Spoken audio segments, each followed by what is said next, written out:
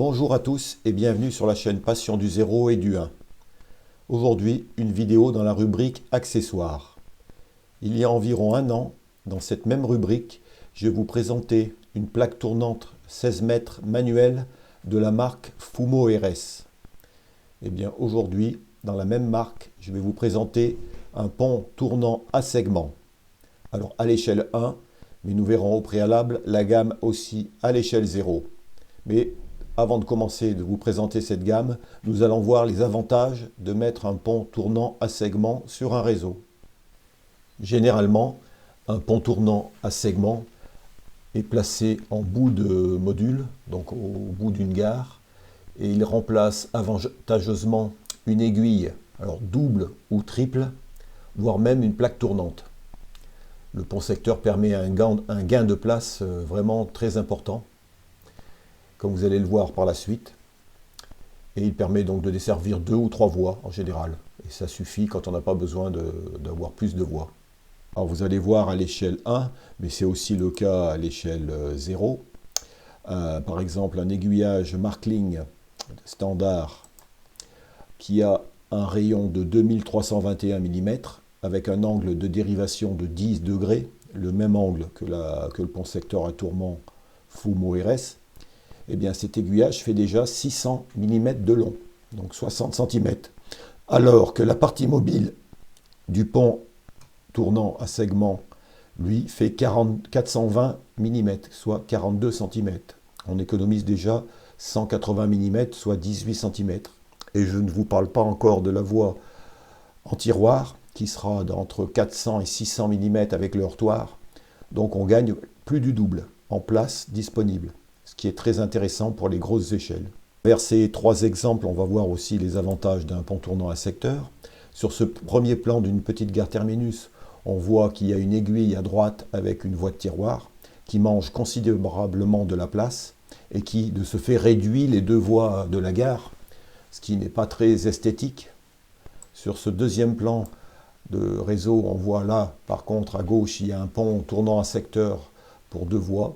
Eh bien, ça permet d'allonger les 2 voies qui sortent après la gare. S'il n'y avait pas eu ce pont tournant à segment, soit il aurait fallu modifier le plan, soit allonger la taille du réseau.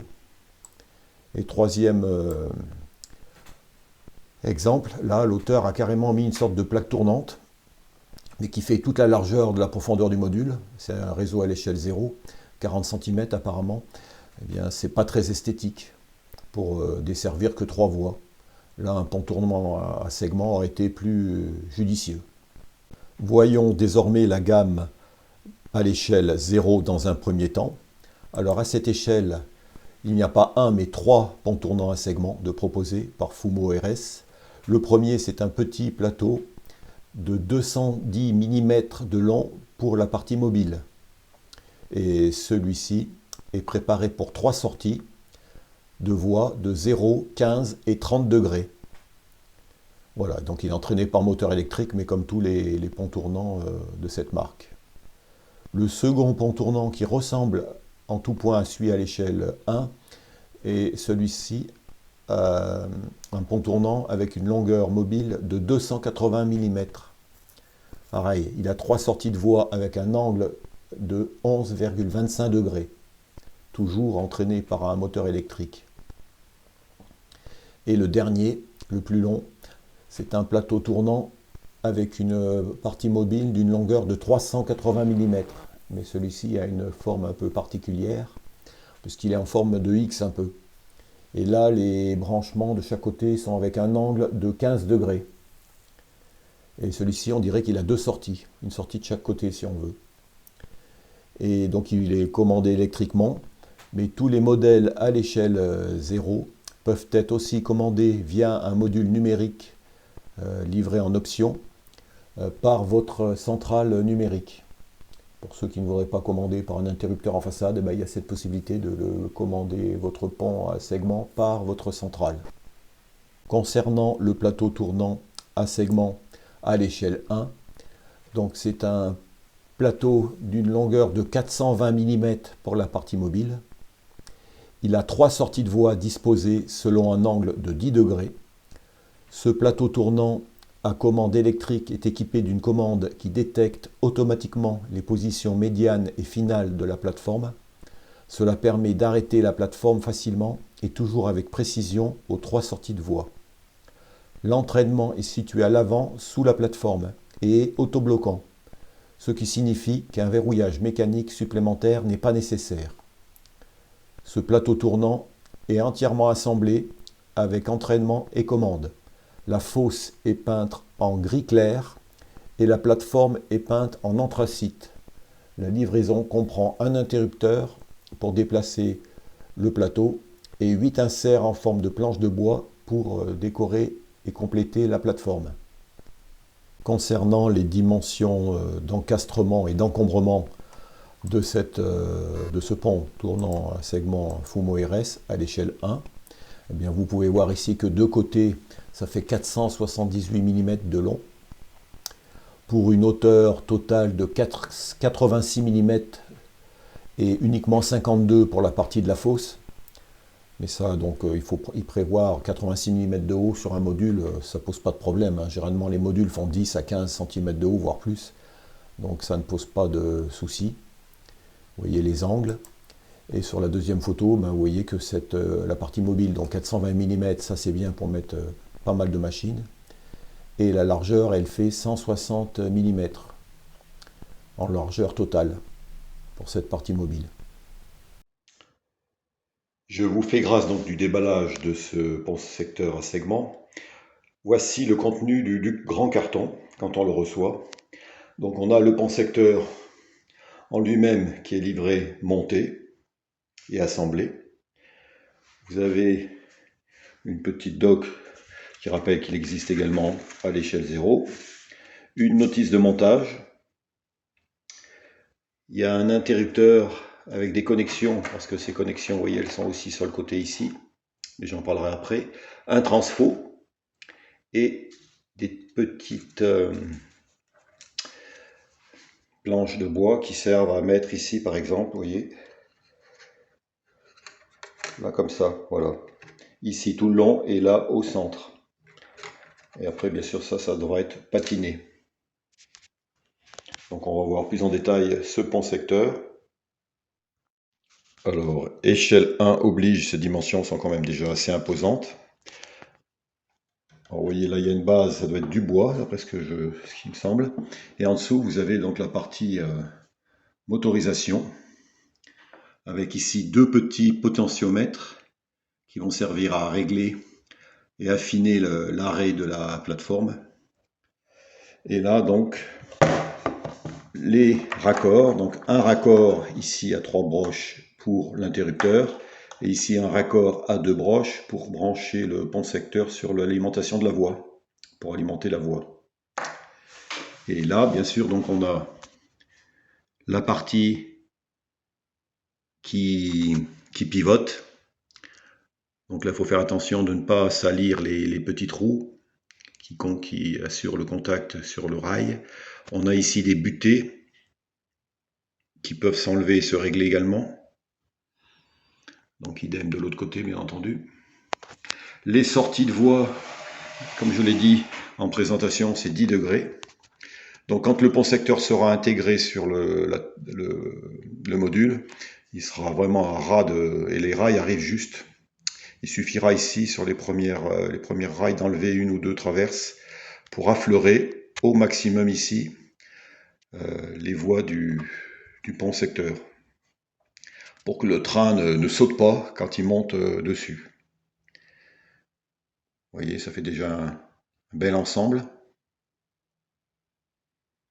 Alors, le raccord, lui en lui-même, je vais vous le montrer, il est très simple. Ici, voilà, on a le schéma. Hein. Vous voyez, l'alimentation, l'interrupteur pour actionner le pont secteur et l'alimentation de la voie, en analogique ou en digital. Alors, pour l'instant, à l'échelle 1, il n'y a que ce système avec l'interrupteur. Alors qu'à l'échelle 0, il vend un module pour faire marcher le pont secteur avec sa centrale. Mais bon, moi je préfère à la limite éviter de le faire marcher qu'une centrale. Un interrupteur en façade, ça me va très bien. Ça simplifie les choses. Ici, je voulais vous montrer la différence de taille entre le pont à segment et une aiguille Lenz à faible rayon. Vous voyez, si je mets l'aiguille ici, à la limite, eh bien, vous voyez qu'elle dépasse encore de facilement plus de 10 cm.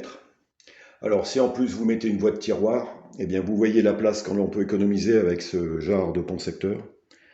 C'est quand même bien fait. Et en plus, là, non, il n'y aura pas 2 voies, mais 3. Donc vraiment, c'est un appareil qui vaut le coup pour les réseaux modulaires assez, on va dire, assez restreints en place. Là, vous voyez donc l'explication. Donc c'est tout en allemand, mais on peut le traduire sans problème, avec les 2 potentiomètres pour régler, hein, plus, moins à chaque fois. Là, on a aussi l'explication pour retirer la partie mobile. Hein, ça peut s'enlever. Donc, c'est bien détaillé comment faire. Là, il y a toutes les... Ici, donc, pour les interrupteurs. Là, c'est tout ce qu'on peut avoir comme problème, les réglages à faire. Là, on a donc la position des caillebotis, si on veut appeler ça comme ça. Vous voyez, vraiment, tout est expliqué. Là, donc, le rail de roulement qu'il faut toujours maintenir propre pour le contact électrique. Faire attention à la poussière. Et là, bien sûr, donc le pont secteur terminé. Alors les dimensions, donc je vous les ai données, hein, 42 cm la longueur, donc ça permet déjà de mettre de belles machines. Hein. Voilà. Donc là, le locotracteur Koff que je vous ai présenté, lui, il passera sans problème, bien entendu, mais il pourra même passer qu'un wagon à 2 essieux. Et après, j'ai plusieurs locomotives qui vont pouvoir passer également sur ce pont secteur.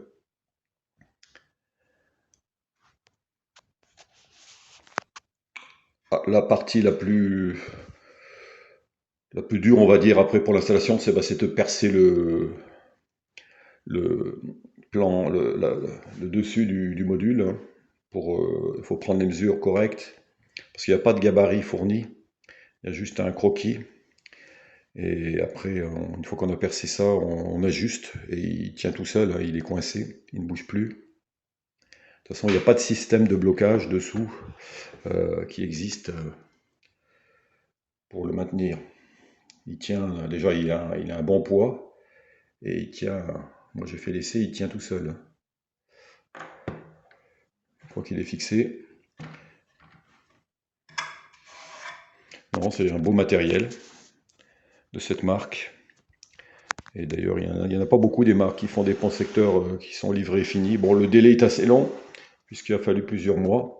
Mais bon, comme c'est construit à la demande, c'est pour cela qu'il y a ce délai plutôt long. Eh bien écoutez, ici va se terminer cette vidéo de présentation de ce pont secteur. L'installation, les premiers fonctionnements feront l'objet de la deuxième vidéo de mon projet de petite gare VNS à l'échelle 1. Et là vous verrez comment je l'ai installé, comment je l'ai branché, etc. Et son fonctionnement, puisque ça va être le point de départ de la pose de la voie sur les modules. Eh bien écoutez, je vous remercie d'avoir regardé cette vidéo et je vous dis à la prochaine.